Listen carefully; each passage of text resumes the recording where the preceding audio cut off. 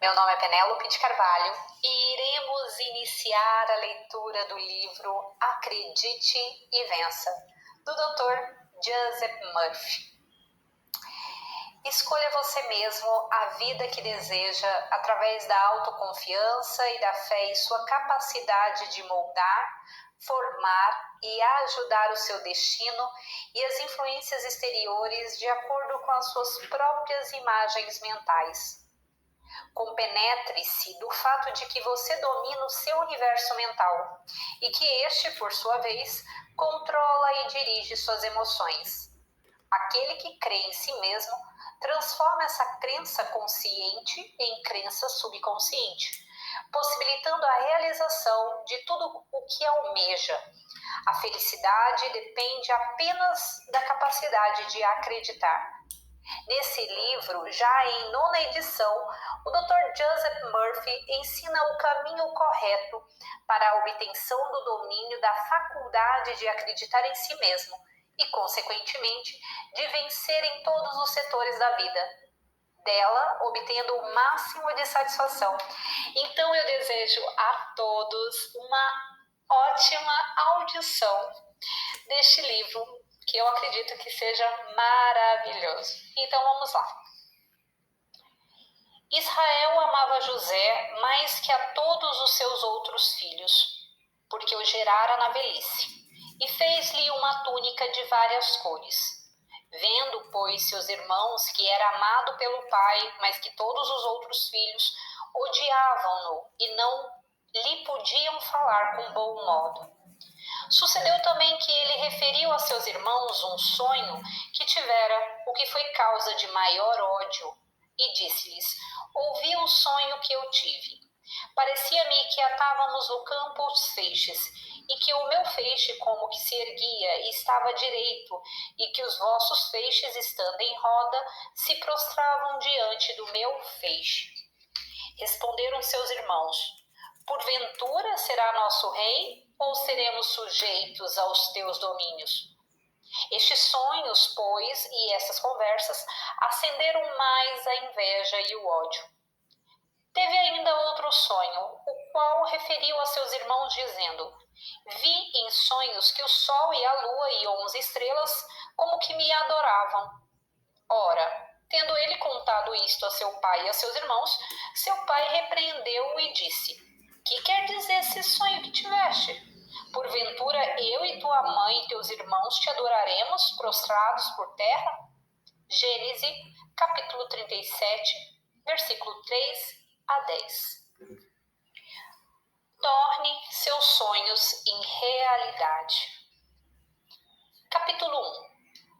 Na Bíblia, José personifica a imaginação disciplinada ou controlada, uma das principais faculdades da mente, que tem o poder de projetar e vestir as ideias de cada um, emprestando-lhes visibilidade na tela do espaço. Israel amava José, o chamado filho de sua velhice. Israel é o homem espiritualmente desperto, que conhece o poder da imaginação controlada. Filho significa expressão. Velhice significa sabedoria e conhecimento das leis da mente. Quando uma pessoa se familiariza com o poder da imaginação, pode dizer que teve o filho de sua velhice. Idade não é o correr dos anos, é, em realidade, a aurora do saber e do conhecimento supremo dentro de cada um. Imaginação é um instrumento poderoso utilizado pelos grandes cientistas, físicos, inventores, arquitetos e místicos. Cada vez que alguém diz, é impossível fazer isso, o homem imaginativo diz, isso está feito. Através de nossa imaginação, podemos penetrar nas profundezas da realidade e revelar os segredos da natureza. Um grande industrial me contou certa vez como havia começado sua vida com uma lojinha. Disse-me que costumava sonhar. José era um sonhador. Com uma grande companhia, filiais espalhadas por todo o país. Acrescentou que, regular e sistematicamente, retratava em sua mente o gigantesco edifício, os escritórios, as fábricas e lojas. sabendo que por meio da alquimia da mente podia tecer os panos que vestiriam seus sonhos. Esse homem prosperou e começou a atrair para junto de si, de acordo com a lei universal de atração, ideias, funcionários, amigos, dinheiro e tudo mais necessário para a realização do seu ideal. Exercitou e cultivou realmente a sua imaginação e viveu sempre com aquele retrato de sua ideia na mente, até que a imaginação vestiu o seu sonho e lhe deu forma. Agradou-me particularmente este seu comentário. É igualmente fácil a pessoa imaginar o sucesso ou o fracasso, e o sucesso é muito mais interessante. José é um sonhador de sonhos. Isso significa que ele tem visão, imagens e ideias em sua mente e sabe que existe uma força criadora que reage aos seus quadros mentais. Nossas imagens mentais se desenvolvem em sensações. Disse sabiamente que todos os nossos sentidos são modificações de uma sensação única. Troward disse: sensação é a lei, e a lei é a sensação. A sensação é a fonte da força. Devemos, portanto, dotar nossas imagens mentais de uma boa carga de sensação, a fim de obter resultados certos.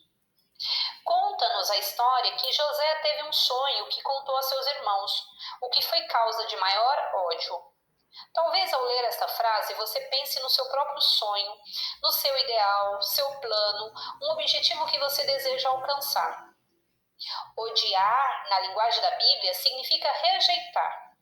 Os pensamentos, as sensações, as crenças e opiniões que residem em sua mente são os seus irmãos que lhe lançam um desafio, escarnecem de seus sonhos e lhe dizem: você não conseguirá, é impossível, esqueça-se disso. E outros pensamentos talvez ocorram à sua mente para zombar do seu plano ou ambição. Você descobrirá que existe uma luta em sua mente com seus próprios irmãos e a oposição estabelecida. A forma de tratar essa oposição em sua mente é desviar a atenção da evidência sensata e da aparência das coisas e concentrar seu pensamento claramente e com vivo interesse no seu objetivo. Enquanto sua mente estiver ocupada com o pensamento do objetivo, você estará usando a lei criadora que tornará seu objetivo uma realidade. O meu feixe se erguia e estava direito, e que os vossos feixes, estando em roda, se prostravam diante do meu feixe. Eleve seu ideal ou objetivo conscientemente. Exalte-o. Dedique-se a ele de coração. Elogie-o. Dê toda a sua atenção, todo o seu amor, toda a sua devoção ao seu ideal, pois com a continuação dessa atitude, todos os pensamentos negativos acabarão por se curvar, inclinando-se ao seu estado mental, perderão seu poder e desaparecerão de sua mente. Por meio da faculdade de imaginar o resultado final, você pode controlar qualquer circunstância ou condição existente. Desejando realizar qualquer aspiração, desejo ou ideia, basta formar em sua mente o quadro da realização, imaginando constantemente a realidade do seu desejo. Dessa forma, você compelirá o sonho a tornar-se realidade. Aquilo que você imagina como verdadeiro, desde aí toma dimensão na mente. Se você se mantiver leal à sua ideia, ela se objetivará mais cedo ou mais tarde. O engenheiro-chefe que você tem dentro de si mesmo projetará na tela da visibilidade a imagem que você imprimiu em sua mente. Bom, José, a imaginação, usa uma túnica de várias cores. A túnica, na linguagem da Bíblia, é uma roupagem psicológica. Suas roupagens psicológicas são as atitudes mentais, as sensações que você agasalha. A túnica de várias cores representa as múltiplas facetas do brilhante ou a sua capacidade de vestir, enfeitar qualquer ideia para dar-lhe forma. Você pode imaginar um amigo pobre vivendo em um ambiente luxuoso, ver sua face iluminada de alegria, assistir à mudança de expressão em seu rosto com o aparecimento de um amplo sorriso em seus lábios. Você pode ouvi-lo dizer aquilo que deseja ouvir e vê-lo exatamente como deseja ver, radiante de felicidade, próspero e bem-sucedido. Sua imaginação é a túnica de várias cores que pode vestir e objetivar qualquer ideia ou desejo. Você pode imaginar abundância onde há necessidade, paz onde há discórdia e saúde onde há doença. Responder os seus irmãos: porventura serás nosso rei? A imaginação é a principal faculdade com precedência sobre todas as outras forças ou elementos conscientes. Nós temos 12 faculdades ou irmãos, mas nossa imaginação, quando disciplinada, nos possibilita sobrepujar o tempo e o espaço, elevando-nos acima de todas as limitações. Quando mantemos nossa imaginação ocupada com ideias e conceitos nobres e elevados, verificamos ser ela a mais eficiente de todas as nossas faculdades espirituais. A frase José é vendido para o Egito significa que seu desejo ou conceito deve ser primeiramente subjetivado, Egito, antes de poder objetivar-se. Todo conceito deve descer ao Egito, ou seja, descer ao subjetivo, onde se processa o nascimento das ideias. Chamei meu filho para que saísse do Egito. José é o governador no Egito, o que nos indica que a imaginação controla todo o reino conceptivo. Seja qual for a prisão em que você estiver, a do medo, a da doença, a da necessidade ou de qualquer espécie de limitação, lembre-se de que José é o governador na prisão e poderá soltá-lo. Você pode imaginar sua liberdade e continuar a fazê-lo até que ela seja subjetivada. Após um período de germinação, na obscuridade surge a manifestação. O desejo é satisfeito. Pense por um momento em um famoso e capaz arquiteto. Ele pode construir uma bela e moderna cidade em sua mente, completamente equipada com superestradas, piscinas, aquários, parques, etc. Na sua mente, ele pode construir o mais bonito castelo jamais visto. Ele pode visualizar o prédio inteiramente construído antes de entregar as plantas aos construtores. E onde estava o prédio? Na imaginação do arquiteto. Com sua imaginação, você pode perfeitamente ouvir a voz de sua invisível mãezinha, mesmo que ela esteja a 10.000 quilômetros de distância. E pode também vê-la claramente, nítida, como se estivesse presente. Este é um maravilhoso poder que você pode desenvolver e cultivar para tornar-se próspero e bem-sucedido. Com certeza, você já teve a oportunidade de ouvir um gerente dizer: tenho que despedir o João, porque ele adotou uma atitude errada. No comércio, reconhece-se a importância da atitude correta. Eu me recordo de um artigo que escrevi sobre reencarnação, publicado sob a forma de panfleto há muitos anos.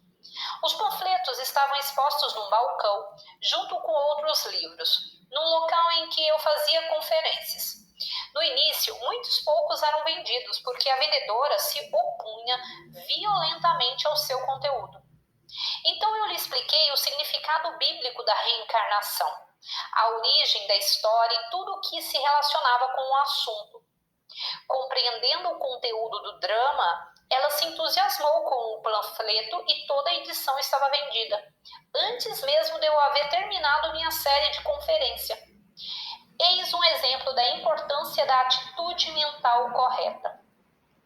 Sua atitude mental significa a sua reação mental às pessoas, às circunstâncias, às condições e aos objetos do espaço.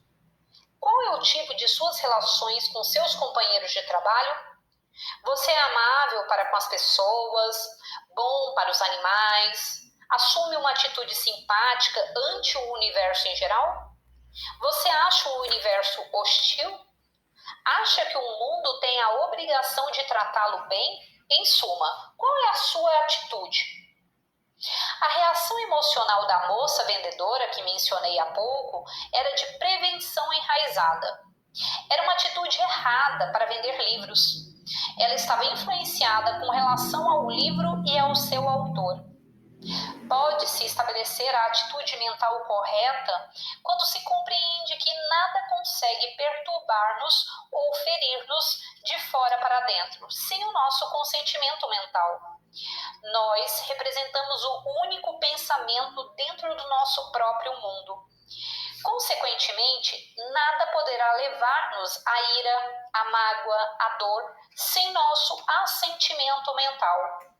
As sugestões que nos vêm do exterior carecem de força, a menos que nós mesmos permitamos que elas nos emocionem negativamente no pensamento. Compenetre-se de que você é o dono do seu próprio mundo mental. As emoções seguem o pensamento, portanto você é a autoridade suprema em sua própria órbita. Você permite que os outros o influenciem? Permite que as manchetes de jornais, os boatos, as críticas o perturbem ou o deprimam? Se isso acontece, você tem que admitir que é o próprio causador, pois você mesmo criou a reação emocional. Sua atitude está errada. Será que você imagina o mal nos outros? Se o faz, procure notar a emoção que isso gera dentro de você mesmo.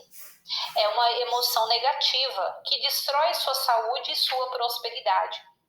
As circunstâncias só afetam você até onde você mesmo o permite. Você pode voluntariamente e em caráter definitivo mudar sua atitude em face da vida e de todas as coisas. Você pode tornar-se o dono do seu próprio destino e o comandante de sua alma, o subconsciente. Através da imaginação disciplinada, dirigida e controlada, você pode dominar completamente suas emoções e sua atitude mental em geral. Se você imaginar, por exemplo, que certa pessoa é má, desonesta e invejosa, procure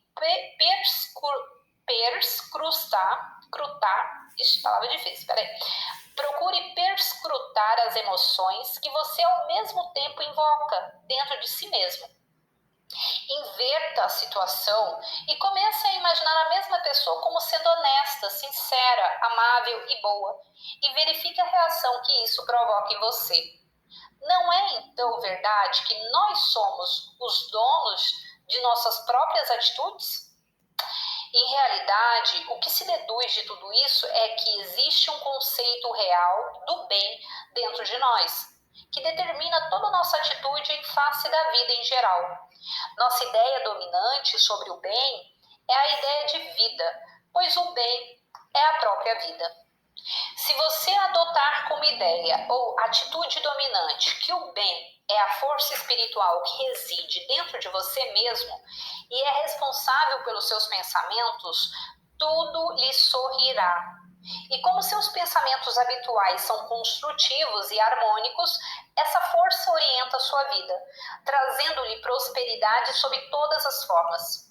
Você olhará para o mundo através de uma atitude mental positiva e afirmativa, e sua impressão será uma agradável expectativa de tudo o que existe de melhor. Muitos encaram a vida sob um prisma melancólico e desanimado. São amargos, cínicos e mal-humorados. Tudo devido à atitude mental dominante, que dirige suas reações a tudo.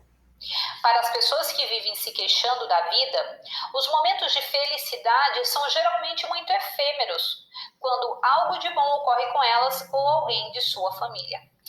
Continuação do capítulo 1. Um ginasiano de 16 anos disse-me certa vez: estou tirando péssimas notas, minha memória está falhando, não sei o que há de errado comigo. A única coisa errada era a sua própria atitude. Adotou uma nova atitude mental ao compreender a importância de seus estudos para o ingresso na faculdade de Direito. Começou a praticar a prece científica, uma das formas mais rápidas para conseguir a mudança de atitude mental. Na prece científica, manejamos um princípio que reage ao pensamento. Esse jovem compenetrou-se da força espiritual que residia no seu íntimo e que constituía causa e poder únicos em sua existência. Começou então a declarar que sua memória estava perfeita e que uma inteligência infinita lhe revelava constantemente tudo quanto ele necessitava saber a qualquer momento, em qualquer lugar, e começou a irradiar amor e simpatia para professores e companheiros. Atualmente, esse rapaz goza de uma liberdade e de uma situação que durante anos ele temera lhe fossem negadas. Imagina constantemente os professores e parentes felicitando-o pelas boas notas conseguidas, pois aprendeu que, imaginando, obteria os resultados que desejava e conseguiu a mudança de atitude em face dos estudos. Já vimos anteriormente que todas as nossas atitudes mentais estão condicionadas à nossa imaginação. Se imaginarmos, hoje será um dia negro, os negócios vão mal, está chovendo, ninguém virá à loja, os compradores estão sem dinheiro, etc. Sofreremos as consequências de nossas imagens negativas. Certa vez, Troward estava passeando pelas ruas de Londres e imaginou ter visto uma cobra na calçada. O medo tornou-o semi-paralisado. O que ele viu parecia uma cobra, mas Troward teve a mesma reação mental e emocional que teria se fosse realmente uma cobra. Imagine todas as coisas belas, nobres e que trazem boas lembranças e verá como se modificará inteiramente sua atitude mental para com a vida. Quem imagina você sobre a vida? Que ela será coberta de felicidade ou que será um longo rosário de frustrações? Escolha você mesmo o destino que deseja. Você molda, forma e ajuda o seu destino e as influências exteriores de acordo com as imagens mentais em que você se envolve habitualmente. Imagine condições e circunstâncias que dignifiquem, elevem, agradem e satisfaçam sua vida. Se você imaginar uma vida fria, cruel, dura, amarga, se imaginar a dor e as provações como inevitáveis, estará fabricando uma vida miserável para si mesmo. Imagine-se num campo de golfe, livre, descansado, cheio de entusiasmo e energia. A alegria reside em vencer todos os obstáculos que se apresentem durante o jogo, pois é a própria vitória sobre a dificuldade que nos proporciona a emoção e a satisfação. Agora tomemos outra cena. Imagine-se entrando numa capela funerária. Note a diferença da reação emocional provocada em seu íntimo, a proporção que você se imagina em uma e outra das situações. Na câmara ardente, você pode regozijar-se pelo novo nascimento da pessoa. Pode imaginar o ente amado rodeado pelos amigos em indescritível beleza e amor. Pode imaginar um rio de paz divina, alagando as mentes e os corações de todos os presentes. Pode, em realidade, elevar-se aos céus de sua própria mente, onde quer que esteja, tal o poder de sua imaginação. Teve ainda outro sonho, o qual referiu a seus irmãos, dizendo: vi em sonhos que o sol e a lua e 11 estrelas como que me adoravam. Na simbologia antiga, o sol e a lua representam o consciente e o subconsciente. As 11 estrelas representam as 11 forças além da imaginação. Aqui, mais uma vez, os autores inspirados indicam que a imaginação disciplinada tem precedência sobre todas as outras faculdades da mente e controla a direção do consciente e do subconsciente. A imaginação vem primeiro, antes de tudo, ou mais, e pode ser dirigida cientificamente. Há mais de 50 anos, eu estava examinando uma das torres redondas da Irlanda, junto com meu pai. Ele não dizia nada, calmo, passivo e receptivo, parecendo imerso em pensamentos. Passada uma hora, eu lhe perguntei em que estava meditando. Ao responder, me explicou que somente envolvendo-nos no que é grandioso, nas ideias maravilhosas do mundo, podemos crescer e expandir-nos. Estava contemplando a idade das pedras da torre e sua imaginação o levou até as pedreiras onde elas se haviam originado. Sua imaginação havia desnudado as pedras e ele, com os olhos interiores, perscrutava-lhe a estrutura, a formação geológica, a composição. Reduzia-as ao estado amorfo, imaginando finalmente sua relação com todas as pedras e com tudo o que é vivo. Com seu poder de imaginação, percebia ser possível reconstruir toda a história da raça irlandesa olhando para a Torre Redonda. Através de sua faculdade imaginativa, era possível ver os invisíveis habitantes da torre e ouvir-lhes as vozes. O local adquiriu vida para ele, dentro de sua imaginação, e ele pôde transportar-se à época em que ainda não existia a Torre Redonda. Em sua mente, ele começou a tecer todo o drama do lugar em que se originaram as pedras, quem as trouxe, o objetivo da construção e a história a ela ligada, e me disse: consigo quase sentir e ouvir o som dos passos que aqui ecoaram há milhares de anos. A mente subjetiva transpõe todos os obstáculos, encontra-se em toda parte, é a substância de tudo. O tesouro da eternidade encontra-se nas próprias pedras que compõem o edifício. Nada é inanimado, tudo é vida em suas manifestações mais várias. O sol e a lua, como que adoravam José, a imaginação. Em realidade, através de suas faculdades imaginativas, você pode imaginar que os segredos invisíveis da natureza lhes são revelados. Você verá que pode penetrar nas profundezas da consciência, invocando coisas que não existem, como se lá estivessem, e tornando visível o que nunca foi visto.